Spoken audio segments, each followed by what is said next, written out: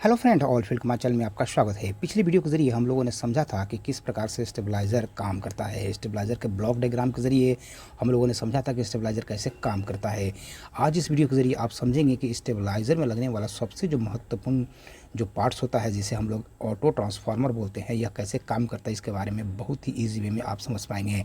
Auto transformer एक विशेष प्रकार का ट्रांसफार्मर होता है जिसके द्वारा घटे हुए एसी वोल्ट को बढ़ाते हैं और बढ़े हुए एसी वोल्ट को घटाते हैं। तो यह कैसे काम करता है आज बहुत ही इजी वे में आप जान पाएंगे। तो सबसे पहले ट्रांसफार्मर को बनाते समय कुछ विशेष नियम को ध्यान में रखा जाता है, कुछ विशेष बातें होती हैं जिसे ध्यान में रख करके ट्रांसफार्मर को बनाया जाता है। तो पहले उन विशेष नियमों के बारे में जानेंगे कि कौन कौन से ऐसे नियम होते हैं जिनको पालन करते हुए विभिन्न प्रकार के ट्रांसफार्मर बनाए जाते हैं। किसी भी ट्रांसफार्मर के साथ कोर यूज़ में लाए जाते हैं। कोर पर ही तार को लपेट करके ट्रांसफार्मर को बनाते हैं। तो यहाँ देखेंगे कि ये ट्रांसफार्मर के साथ यहाँ पर कोर यूज़ किया गया है। तो जिस ट्रांसफार्मर के साथ आयरन का कोर लगा होता है, वैसे ट्रांसफार्मर को आयरन के कोर से बना हुआ ट्रांसफार्मर बोलते हैं। ऐसे कोर है आयरन के यानी कि लोहे के बने होते हैं। तो देखेंगे कि इस प्रकार के कोर ट्रांसफार्मर के साथ यूज़ में लाए जाते हैं। तो इस प्रकार के कोर अगर ट्रांसफार्मर के साथ यूज़ किए गए हैं तो ऐसे ट्रांसफार्मर को आयरन के कोर से बना हुआ ट्रांसफार्मर बोलते हैं। और ऐसे ट्रांसफार्मर का यूज मुख्य रूप से लो फ्रीक्वेंसी में करते हैं। एसी वोल्ट में 50 हर्ट्ज होती है, तो लो फ्रीक्वेंसी के साथ ऐसे कोर यूज़ में लाते हैं। जबकि हाई फ्रीक्वेंसी के लिए इस प्रकार के ट्रांसफार्मर यूज़ में नहीं लाते हैं। हाई फ्रीक्वेंसी के लिए फेराइड के कोर से बना हुआ ट्रांसफार्मर यूज में लाते हैं। इस प्रकार के ट्रांसफार्मर को फेराइड के कोर से बना हुआ ट्रांसफार्मर बोलते हैं।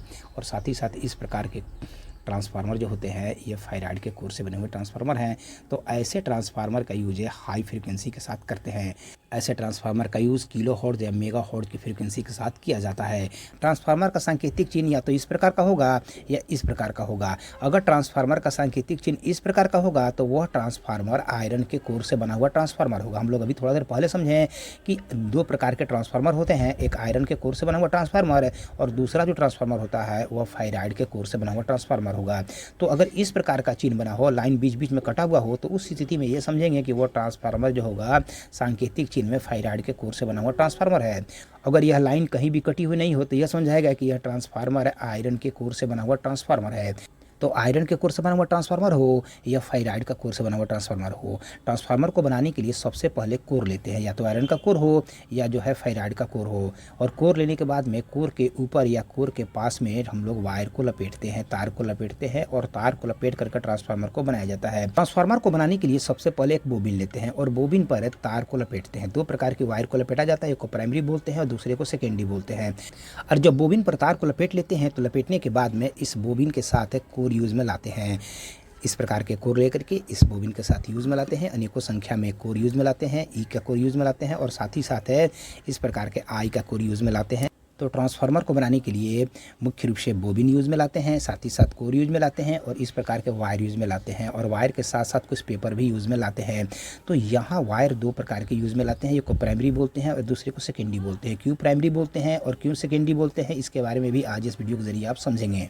किसी भी ट्रांसफार्मर के साथ जो दो प्रकार के वायर लपेटे जाते हैं, दो प्रकार के कॉइल जो लपेटे जाते हैं, उसमें एक को प्राइमरी बोलते हैं और दूसरे को सेकेंडरी बोलते हैं। प्राइमरी वाइंडिंग उसे बोलते हैं जिसमें किसी भी प्रकार का वोल्ट दिया जाए, किसी भी प्रकार का वोल्ट या सिग्नल देते हैं जिसमें उसको हम लोग प्राइमरी बोलते हैं, और जहाँ से कुछ लेते हैं उसको हम लोग सेकेंडरी बोलते हैं। ठीक इसी प्रकार से फेराइड के कोर से बना हुआ जो ट्रांसफार्मर होगा तो उसमें भी दो प्रकार के वायर लपेटे जाते हैं, दो प्रकार के कॉइल लपेटे जाते हैं। जिसमें वोल्टेज या सिग्नल देते हैं उसको प्राइमरी बोलते हैं और जिससे वोल्टेज या सिग्नल लेते हैं उसको सेकेंडरी बोलते हैं।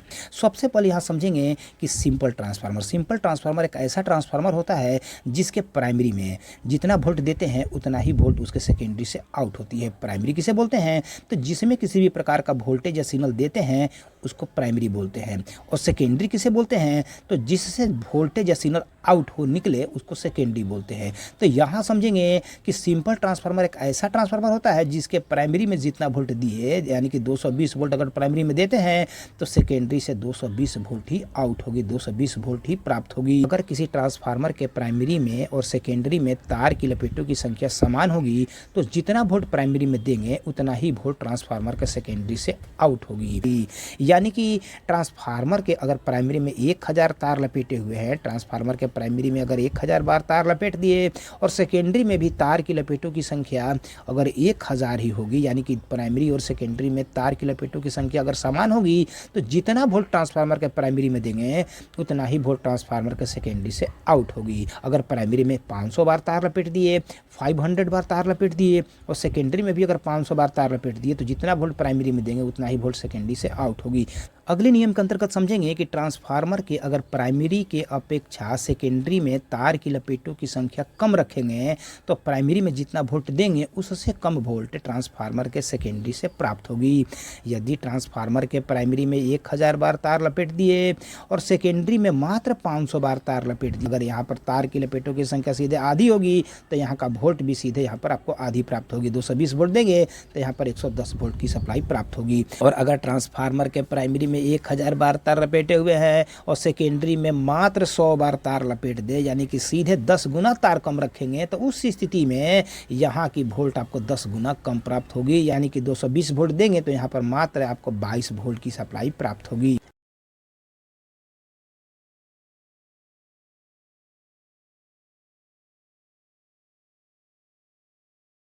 यदि प्राइमरी की अपेक्षा सेकेंडरी में तार 20 गुना कम रखेंगे तो यहाँ पर जितना वोल्ट देंगे वह वोल्ट 20 गुना आपको कम प्राप्त होगी। यानी कि अगर यहाँ पर 1000 तार रखे हुए हैं और सेकेंडरी में 20 गुना कम तार रखेंगे, यानी कि 50 अगर तार रखेंगे, 50 टर्न अगर तार रखते हैं, तो उस स्थिति में अगर यहाँ पर 220 वोल्ट देंगे तो उसके 20 गुना कम वोल्ट यानी कि मात्र आपको 11 वोल्ट की सप्लाई यहाँ पर प्राप्त होगी। इस प्रकार से स्टेप डाउन ट्रांसफार्मर के द्वारा आवश्यकता अनुसार AC वोल्ट को घटाते हैं, AC वोल्ट कम प्राप्त करते हैं।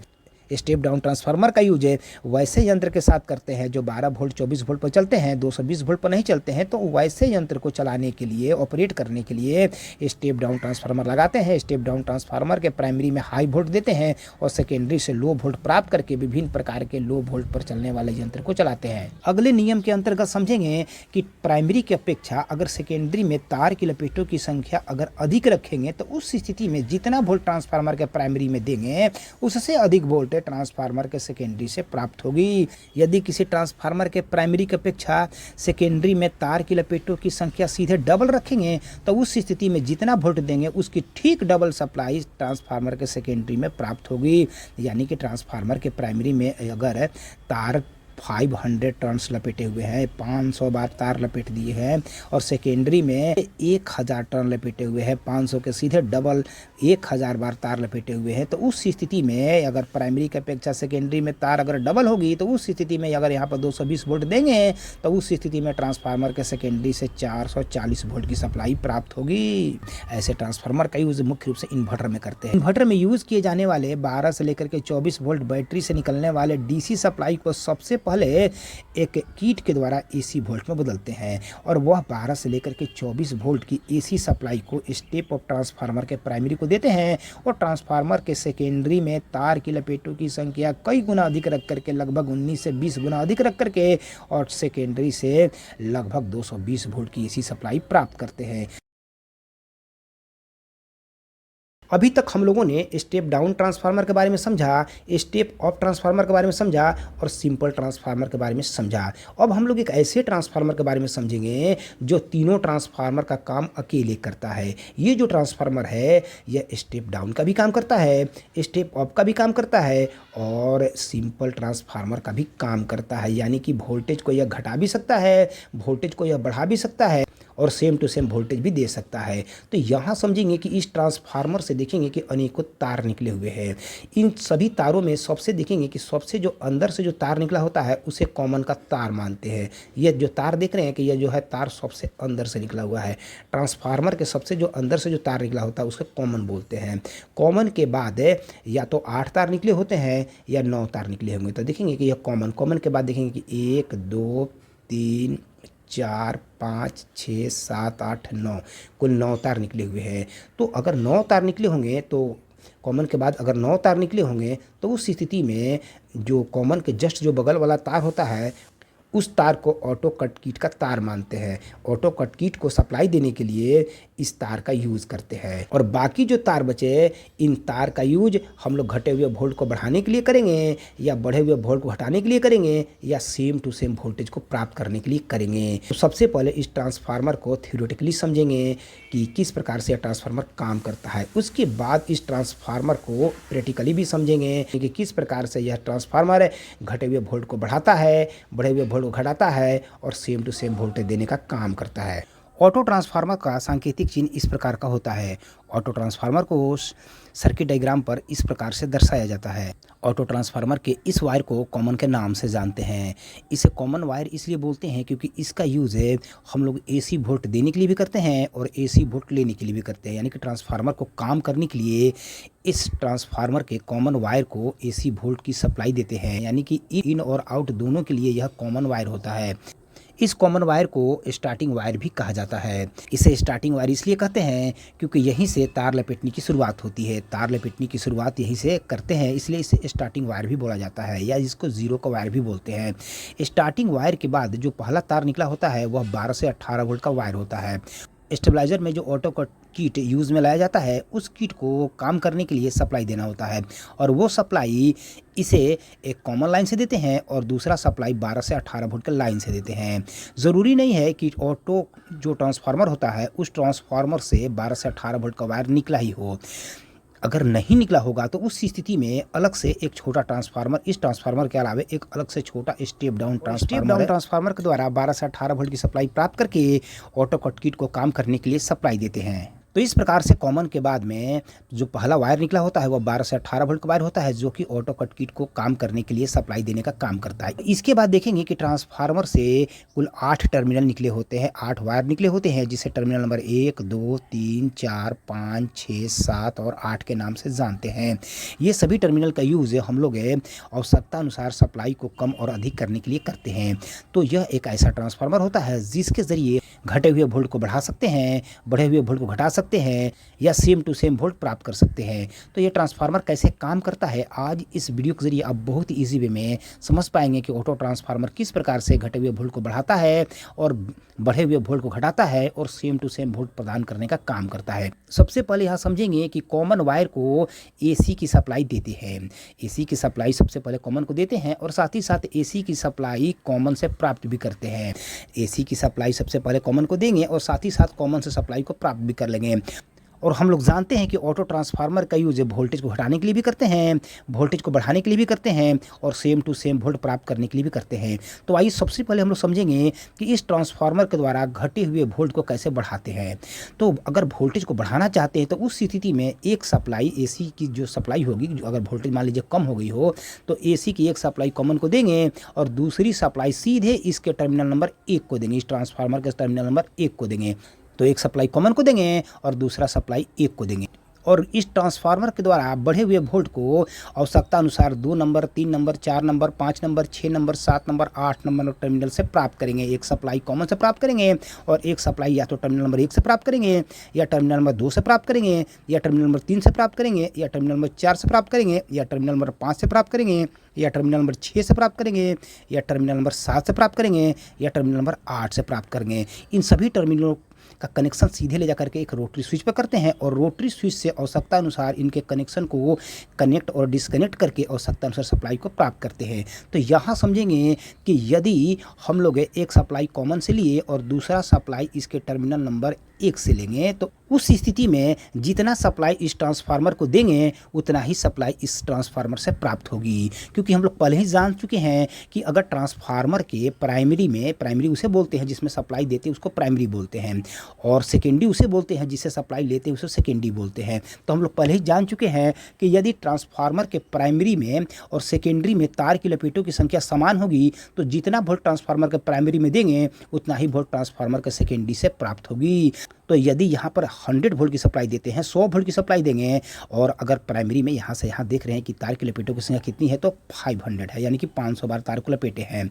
तो प्राइमरी में तार की लपेटों की संख्या 500 हो गई, और जबकि सप्लाई एक यहाँ से और एक यहाँ से ले रहे हैं तो सेकेंडरी में भी तार की लपेटों की संख्या 500 ही हो गई। तो जितना वोल्ट सप्लाई देंगे, अगर 100 वोल्ट की सप्लाई देते हैं, 100 वोल्ट की सप्लाई देंगे तो उस स्थिति में आपको 100 वोल्ट की सप्लाई यहाँ से प्राप्त होगी। यहाँ पर 100 वोल्ट देंगे और यहाँ से 100 वोल्ट की सप्लाई एसी 100 वोल्ट की सप्लाई प्राप्त होगी। और अगर मान लिया जाए कि यहाँ से सप्लाई नहीं लेना चाहते हैं, सप्लाई जो है यहाँ से लेना चाहते हैं, इसका टर्मिनल नंबर 2 से अगर लेना चाहते हैं, तो उस स्थिति में देखेंगे कि इसका प्राइमरी में मात्र तार की लपेटों की संख्या है 500, यानी कि 500 बार तार को लपेटे हुए हैं, 500 तार को लपेटे हुए हैं। जबकि सेकेंडरी में देख रहे हैं कि तार की लपेटों की संख्या 500 और प्लस 100 600 हो गई।